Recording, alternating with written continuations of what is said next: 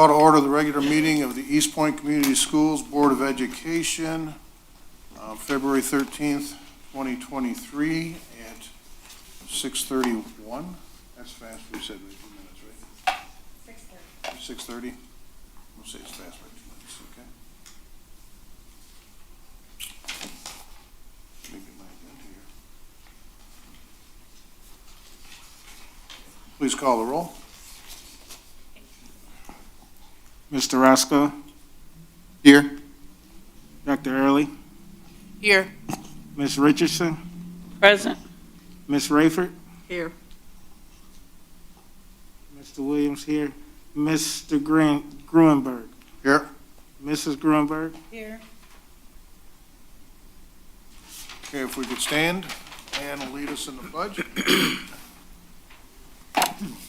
I pledge allegiance To the flag of the United States of America and to the republic for which it stands, one nation, under God, indivisible, with liberty and justice for all.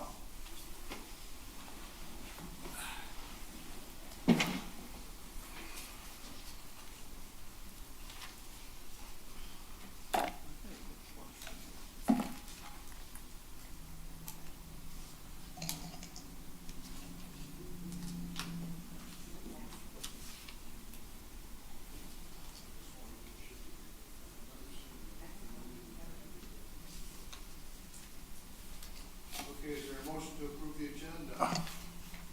Place forth a motion to approve the agenda as written. support. Please call the vote. Mr. Roscoe, Yes. Mr. Williams, yes. Dr. Early, Yes. Ms. Richardson, Yes. Ms. Rayford, No. Mr. Gruenberg, Yes. Ms. Gruenberg, Yes. Okay, do we have a motion for the consent agenda? Place forth a motion for the consent agenda as written in its written form. Support. Any questions, comments? Please call the vote. Mr. Roscoe, Yes. Dr. Early, Yes. Ms. Richardson, I approve the minutes and I support the bills. Ms. Rayford, No. Mr. Williams, yes. Mr. Gruenberg, Yes. Mrs. Gruenberg. Yes. Motion carries. Next, we have superintendent's report. Superintendent Gibson.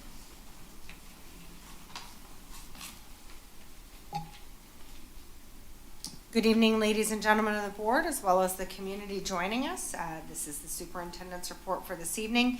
Congratulations to senior Jordan Thomas, who finished second place in his bracket at the MAC Gold Singles Tournament in bowling this weekend. Partnership district update.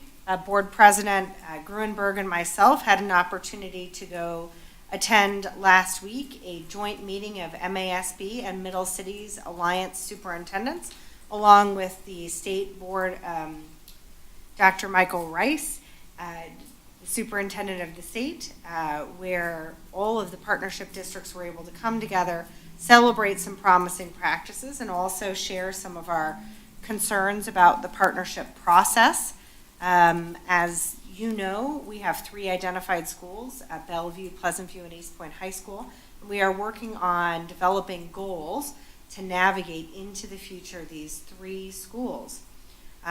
We have continued district concerns with the partnership process as outlined by the Office of Partnership Districts. It is a very compressed timeline to have all of the goals for our partnership schools outlined, and by April 17th, all the rest of the schools in the state to have until September 1st to outline one goal. Also of concern for the district is the required participation in EPIC data surveys. We did request a meeting with EPIC asking how they can be a partner in our work instead of just giving surveys to our district staff.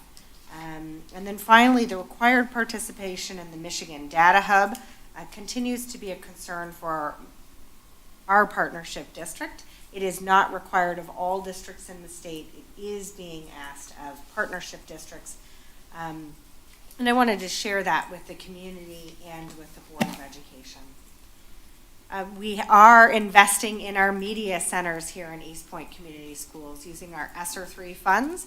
In front of you, you see a picture of the colors and the fabrics that are being selected for the circulation desks, books, furniture, chairs, tables, reading zones, small group workspaces, and of course the carpet is down already. And then if I didn't say books enough, we are planning to buy a significant number of books to increase the books accessible for our children in all of our media centers across the district.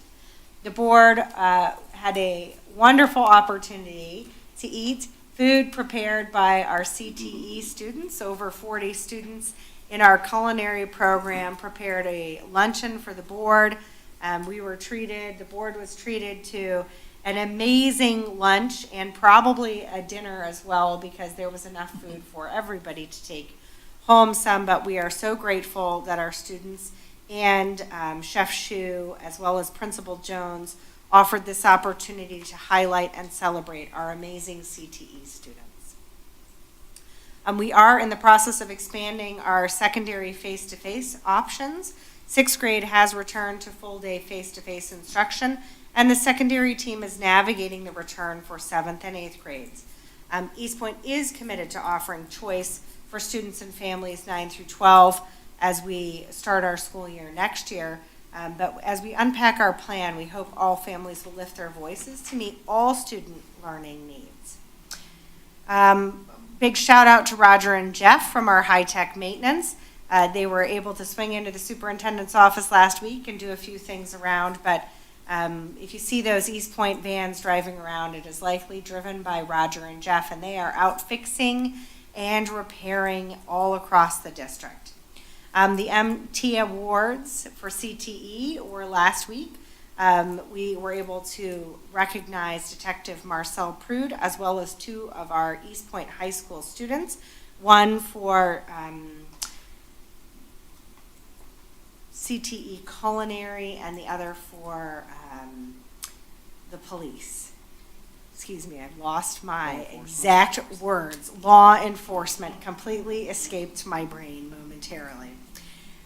We had Winter Count Day celebrations all across the district. Every day counts at Eastpointe Community Schools, but lots of our schools really targeted welcoming students on the count day so that all of our kids could be counted. 8th grade book club. Several 8th grade students approached teacher, Miss Beiersdorf-Huffnagel, about an after-school book club. And being the amazing lady and teacher that she is, they started and they had their first meeting last week.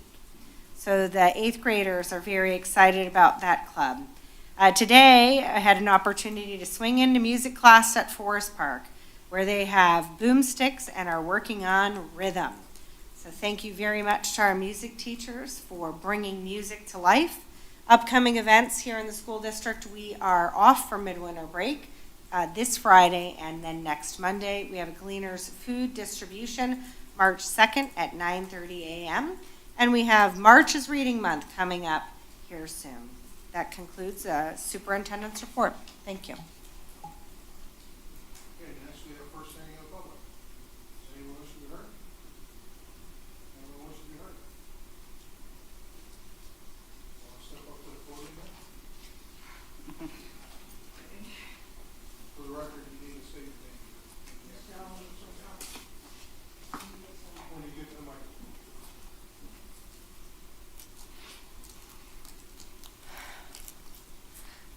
Hello. I'm Michelle McClintock, Samuel McClintock's mom. He's right there. I've tried contacting you guys several times about Belleville. I've had problems there, including the principal, Miss Piper, I think her name is. Miss Piper at Belleville. She's the principal. I believe so, yes. her name's Miss Piper, right, Sam? He's been bullied, the last, 2 years. He's afraid to go to school. He loves school. Now he dreads going there. I can't transfer him.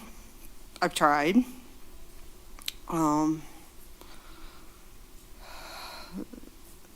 I went to the principal about the bullying. She's doing nothing about it.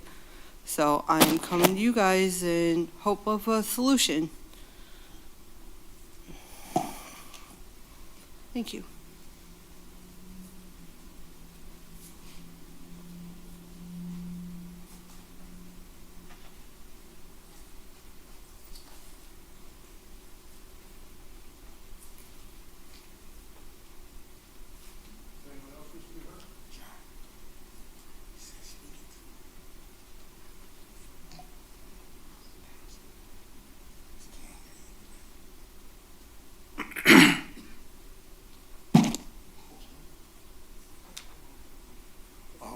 Does anyone else wish to be heard? Does anyone else wish to be heard? Seeing none, we'll close the hearing in the public at 6:41.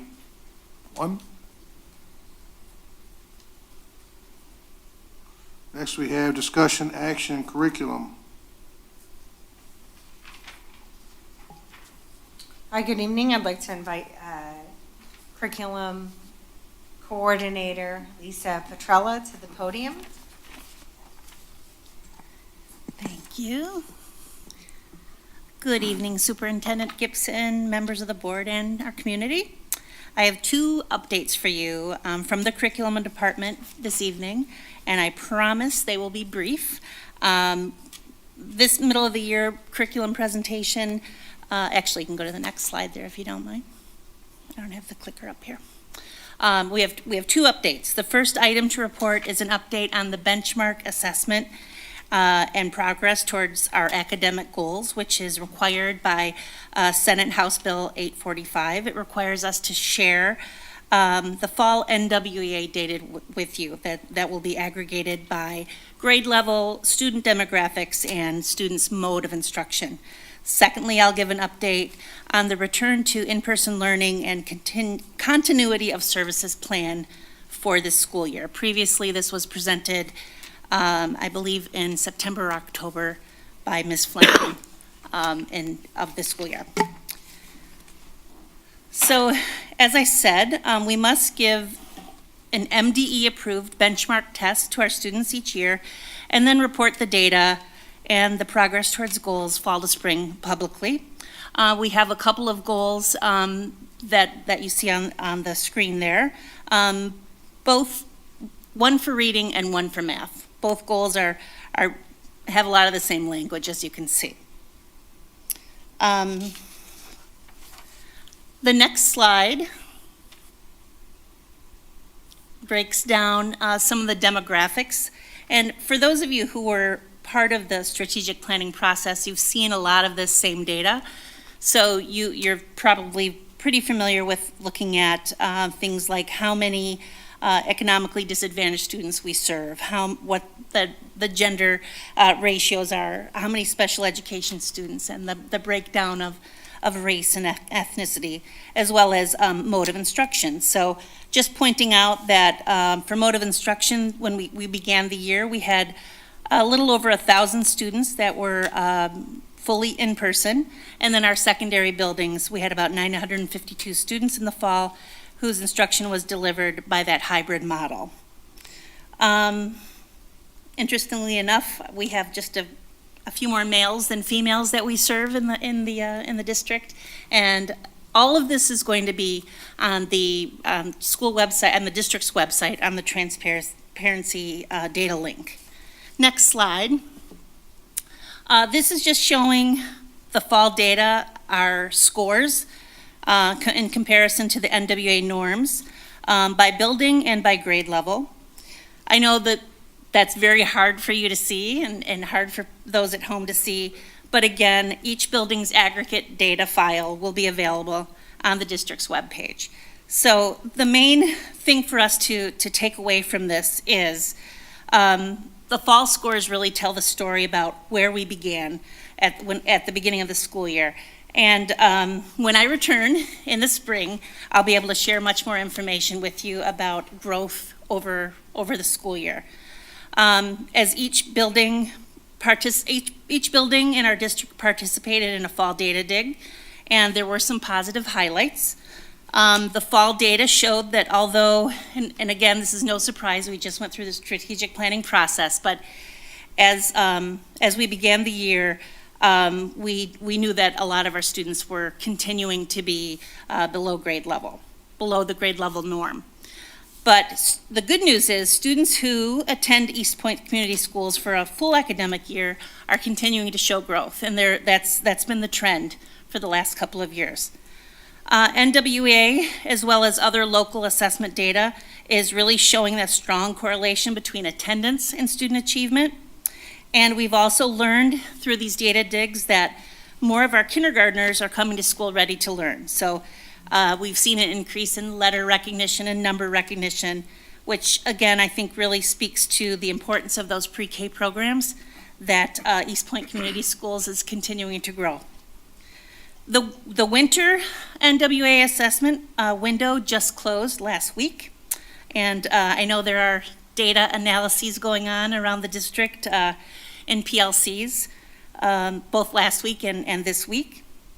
And the good news here is there is some observable growth in both reading and math, especially in grades kindergarten through grade 5. Some of the programming that I attribute to these gains would be some of the things that I've been here before you to speak of before, such as the curriculum implementation for the iReady Math K-8. Our K-5 buildings are using literacy footprints, which is a guided reading books that they're using in Tier 1. We also just started a high dosage tutoring program for math and reading for targeted students in grades 1 through 3. So it's small group, really intensive tutoring. We can't wait to see the data and results on that. And of course, we continue our teacher collaboration in PLCs and our multi-tiered systems of support to provide Tier 2 and Tier 3 interventions to our students. We also have instructional coaches and principals who are delivering instructional coaching cycles in both reading and math and building initiatives to promote close reading, writing vocabulary, and problem-solving strategies. Some next steps to further aid in our progress towards meeting our goals will include a curriculum adoption process to purchase high-quality resources for ELA, K-12, math, grades 9 through 12. High-quality professional development for admin, teachers, and support staff. Individual schools will report to you at some upcoming board meetings. That's going to start very soon, and they'll share their building data in a little more detail, as well as share in those celebrations that Superintendent Gibson does for us each board meeting. And then, as I said, I'm going to return in the spring to share that data, that kind of pre and post data from fall to spring. And we'll continue to monitor progress towards goals at all levels during performance management, during our DTNs or our district turnaround network meetings, PLCs, et cetera. And of course, we will continue to develop action plans based on our strategic plan. While we're talking about that, I'd like to point out that the benchmark assessment goals really align to our strategic plan.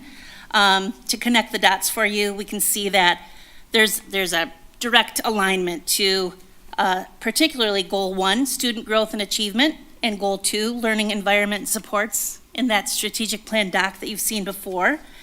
And in comparison with the graduate portrait and the adult portrait and the system portrait, I highlighted a few, or pulled out a few of those bullet points that really align with what I'm talking about with you tonight. All right, next, the second goal for this evening is to update the return to in-person learning and continuity of services plan. There's one change that I have to make you aware of today, and that is highlighted there in the little red rectangle. So previously this stated pre-K through 5 for 5th grade, and that's changed to pre-K through 6th grade. So grades 7 through 12, as Superintendent Gibson stated, will be continuing at this time with the hybrid learning model. Our sixth graders are back full-time for in-person learning. We will continue to revise and update this plan, and the full document is available to view on our district webpage. Next, I invite feedback on our return to in-person learning and services plan during the next hearing of the public. And I thank you.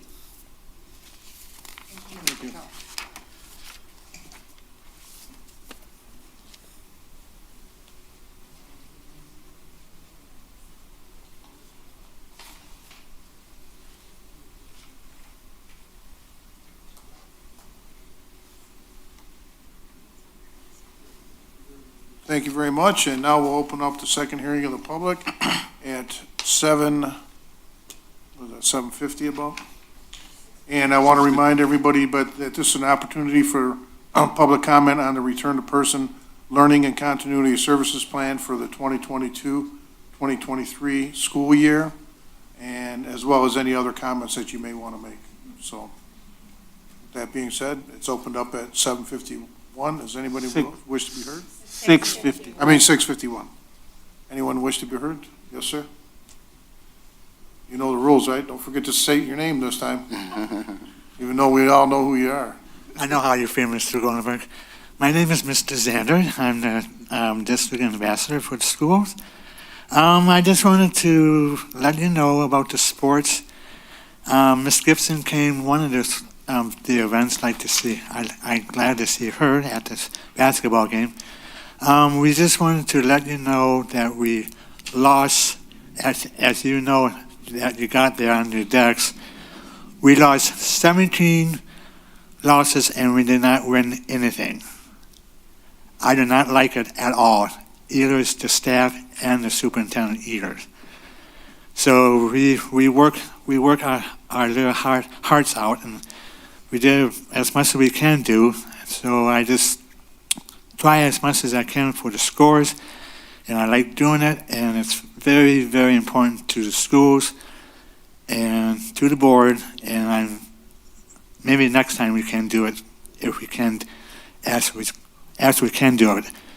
And another thing that I wanted to let you know, I did not have any, today, during my crossing day, I crossed three students during that time, and I crossed 2, and I don't have any problems crossing. And the whole students for Bellevue did an excellent job this morning when I was there, and they learned how to listen. They listened to me, and they enjoyed me to be there, and everything. I don't have no problems with the kids. They did an excellent job. If they be on time, it would be nice to have it. So I just wanted to let the board know, let the superintendent know. Everything went really well. No troubles, and I just enjoy myself. And I thank you for your time, and God bless you. Thank you. Anyone else wish to be heard? Anyone else wish to be heard? Seeing none, we'll close that at 6:53. Next, we have trustees' announcements. Let's start down here with Ms. Richardson. You can go first today. I don't have any announcements. Okay, thank you. Mr. Williams? Thank you, Mr. President. Thank you, board. First of all, I just want to say congratulations to our senior Jordan Thomas for helping put Eastpointe on the map in bowling. That was a good, refreshing thing. Our other sports stuff will come back up. And thank you for the CTE culinary team for putting together a great 4-course meal for us to enjoy. That was excellent. We had a great meal, and I would suggest we serve the dessert first next time. But other than that, it was really nice. welcome to the new hire, Mr. Wesley. And that was a great presentation, Ms. Lisa. We hope to see a lot more improvements when the students actually come back. I know it's kind of tough going through both hybrid and in person, but we hope to see those numbers improve as the kids come back full time. And I think that's all. Thank you. Mrs. Grunberg. I'd like to say congratulations to Wesley Darling, our new paraprofessional at Crescentwood, and Jordan Thomas for making one of our sports stand out. Dan, don't feel bad. Our basketball team will get there. You remember wrestling all those years ago. We were bad, and then we got good. Same with football. And I'd like to say happy anniversary to my husband, 37 years today. Congratulations. And that'll be it. Ms. Rayford. Thank you. Want to encourage every student, whether in sports or academics, to do the very best they can, because it's important that they are consistently encouraged. However, I don't understand how we can expect much change if we're not willing to change along with everyone else. Check with some other school districts. We're one of the only ones that are not back on a full schedule. Considering the position we're in academically as far as the state testings go, our students need to be back in school. This is the only thing that's going to help them learn and the district look better. This has to happen. Want to welcome Mr. Darling and any other person that has either replaced someone. I noticed we've had some people leaving. I wish we could find a way to stop the revolving door. But until we actually take into consideration all the needs of every parent and stakeholder, we may continue to run into problems. It's not a prediction, because I'd hate to see it happen, but I'd really like to see a change of attitude as far as the way we approach situations with our parents and our stakeholders. Thank you. Mr. Roscoe. Congratulations to the new hire. To the just thumbs up and congrats, and had a great time for lunch last week. CT Culinary Department, I thought they've done a wonderful job, a great job. Nothing but great things going to come out of that department. There's growth in our district, and if we continue to stay at the grind and continue to solve problems and be problem solvers, as well as stakeholders, then we will succeed in where we're trying to get to. I have no doubt that we would prevail in that area. We're just going to keep leaning towards the strategic plan as planned and move forward within that plan, and I think we'll be successful. Thank you. That's all I have to say. Dr. Early. I would like to say thank you to the Culinary Arts Department, because that was a great lunch. It was really wonderful to see the students come out and they serve with excellence. I echo the sentiment of Ms. Rayford that I do believe we need to get our children back in school. I know there is a process, and as long as we are following that process to get them back, I know that that is going to be the best thing for them, because every student can't learn online. No. And every student can't learn in person. And so the options and having the options is very important, but for the majority of the students, it's not just the learning opportunity, it's the socialization, it's the being there and having a teacher that they can confide in, having an administrator in the building that they can talk to, having that best friend sitting next to them when they're nervous. And so not having them in school, it's hurting in more than one way. And so I just say for Lisa, thank you for the presentation. I look forward to seeing what the results are. And as we slowly bring those children back, we'll start to see the progress we need to see. Thank you. Okay, I kind of wanted to just in layman's terms, I guess, as a board member who went and was at in Lansing this past week, and what I saw going on there, and I guess I'm going to be somewhat editorializing because it is coming from my opinion, I guess, as to what I saw. There's questions that pop up on my mind as I go through things and I watch what's going on. It became evident to me that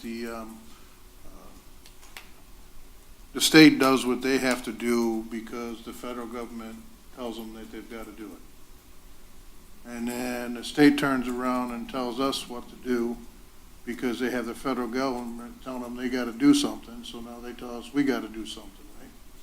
So they place all these requirements on us and all these hoops that we got to jump through and stuff.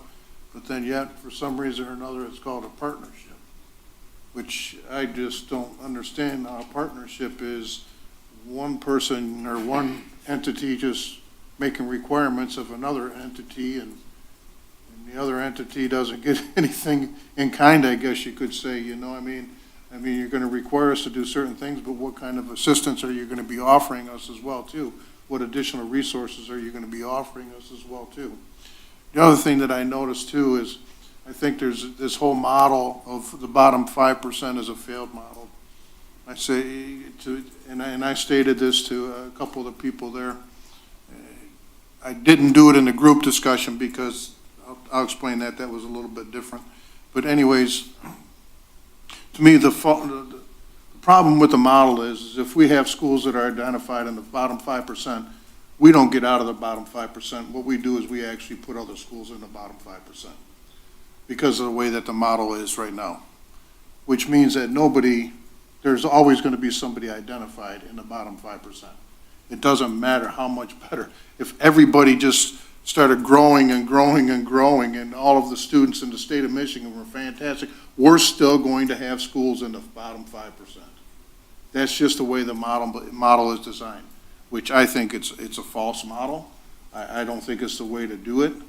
Also, I think that there's nothing wrong with using data to identify schools that may need some assistance and some help, but then actually help them.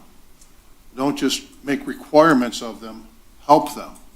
You know, and that's the thing, because I get the feeling sometimes that the people in Lansing aren't down on the ground working in the schools and seeing what's going on in the schools on a day-to-day basis.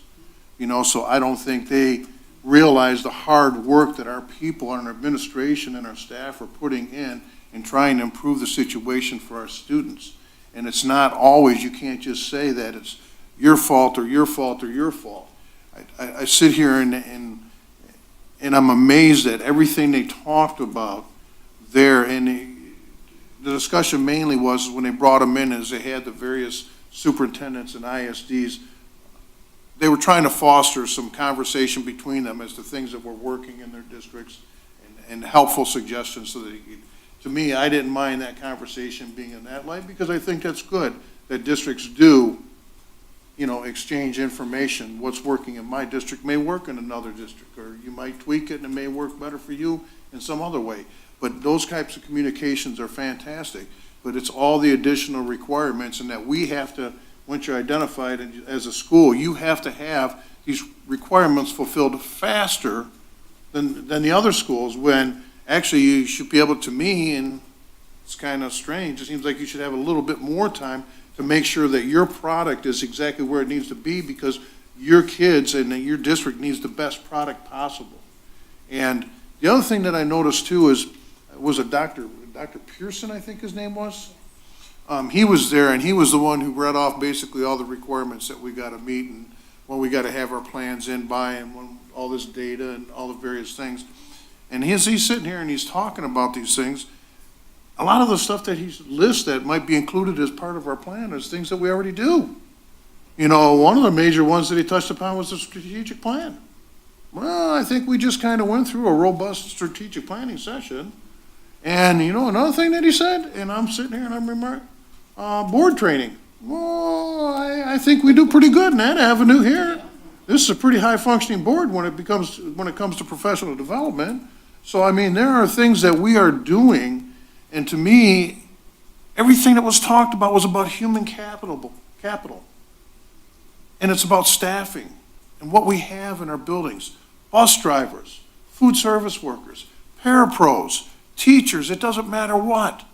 But to me, and I'm sitting here and I'm listening to all these ideas and I'm thinking, well, if we could find a person that can wave the magic wand and create a huge pool of staff, high-quality staff that all the schools would be able to select from, a lot of our problems would go away. And that's the bottom line, and that's the way I truly feel about it. But when you continually beat down on public education, go through and do some studies and look at how many of the billionaires and millionaires and stuff, they came out of public education. All these politicians that want to beat down on public education, and a lot of them came out of public education. They're where they're at because of public education. And it just amazes me that the rhetoric, they just continue to beat up on the profession, so it makes it less and less appealing for people to even want to go into it. I just had a discussion with my sister who retired. She was a 40-year teacher, special education for 28 years. God bless her. I mean, that's a hard field to be in for 28 years, okay? And I had a discussion with her when she first got into teaching back in 1979. It was very, very difficult for her to even find a job. For her to even find a job in 1979. Now you look, what, a little over 40 years later? We can't find them. Everybody's having a rough time. I just saw, there was a high school that just had to shut down and move their students, and yeah, she said Wisconsin, I guess it was, had to actually move their students to other buildings because they had no staff. See, so when we instituted the hybrid model primarily was because of the staffing shortage, okay? And it was a way for us, if you remember back when we first instituted it, there were other districts that were shutting down for a week at a time or a day here and a day there because they didn't have enough staff. We thought that it was more comfortable, or administration thought that it was better if we could have a set schedule so that everybody would know what they were on and not have to miss school for a week here or miss school for a couple days there. Let's have something that is, consistent, Now, it's not necessarily the best model, and it's not one that I think anybody up here really wants to follow all the time. And I am very appreciative of the fact now that administration is in the process of phasing back in face-to-face options for all of the grades. That's why this was brought forward to us today, had to be amended because now 6th grade is included. And I think we're already looking at 7th and 8th grade as well too in the very near future. And I think the plan is to, by fall, if everything goes well, or as well as we hope it's gonna go, will be face-to-face options for everybody in the district by fall of this year. So, it just gets disappointed to me, and I've been on my soapbox here a little bit, but it just really gets disappointing to me sometimes when I see the hard work that people in this district are doing. Even, the people up at this table and the training that they're taking part in, the strategic planning we've done, the administration and the hard work they do, the development they're doing on our teachers, the teachers and the effort they put in. What's that? The teachers and the effort that they put in, and paraprofessionals and everybody. I mean, it's a very difficult situation these days in public education. And unfortunately, I think our district has a tendency to be the canary in the coal mine. And we have a tendency to face some of the issues a little bit tougher than some of the other districts for one reason or another. Schools of choice, it had a profound effect on our district, far more than other districts, and a negative effect.